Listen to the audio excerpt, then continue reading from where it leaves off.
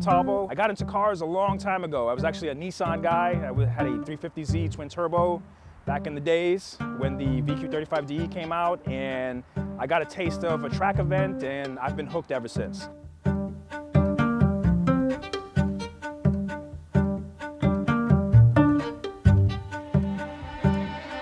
Now, kind of life brings you through different kind of scenarios, but now we have an RCF Fuji Speedway Edition, and it's kind of like my gateway drug back into the car scene after taking a little bit of a hiatus, a time off to do other projects, you know, like Survivor for CBS. You might have seen me on season 46 of that, and other small projects, but the car hobby and everything about the car scene, specifically in racing, has always been a big deal to me and kind of like a part of my DNA.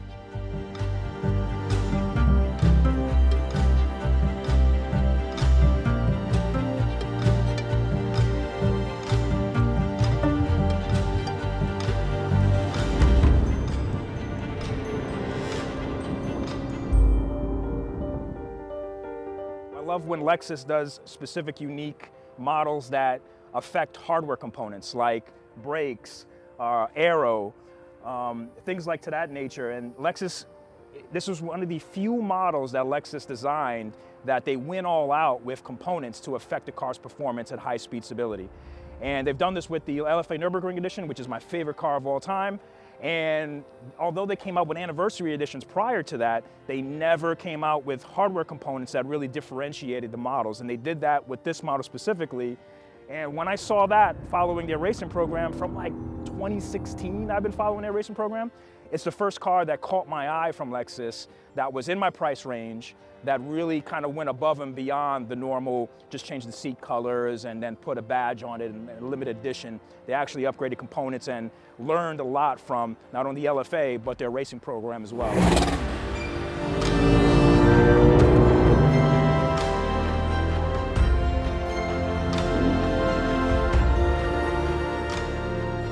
The car doesn't have like a good history. It doesn't have a good kind of development story. This car is a hybrid of 3 chassis put together. It was heavy as hell when it first came out, and they had to kind of make do with making this a race car and a successful racing program.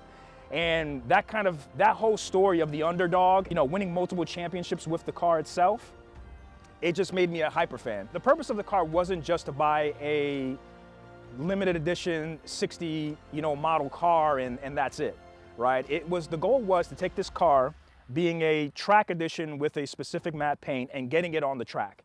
Like I'm not into the garage queens. That was never the goal with the car. The goal is to take this Fuji Speedway Edition, get it on the track to do high performance driving at Sebring or Firm, which is another track in Florida, or Daytona. Wherever Chin Motorsports or NASA events are gonna happen, that is the goal. And one of the things I'm excited to do with the car is to remove those back seats and kind of focus on making it a true GTS.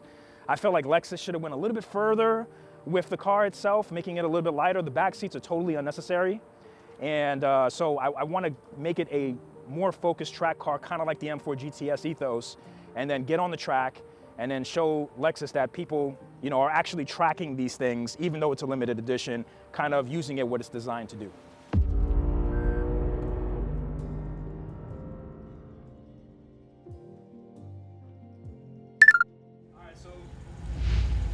I'm here to prove to you that size does matter in this case.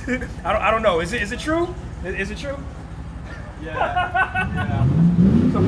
Uh-oh. Big difference. Big difference. Uh-oh. Check that out. I mean, you can't make this up. That's not scripted. Welcome to Florida. Welcome to Florida, right? So anyway, size does matter. That's all I want to say. For everybody using this, there is a difference.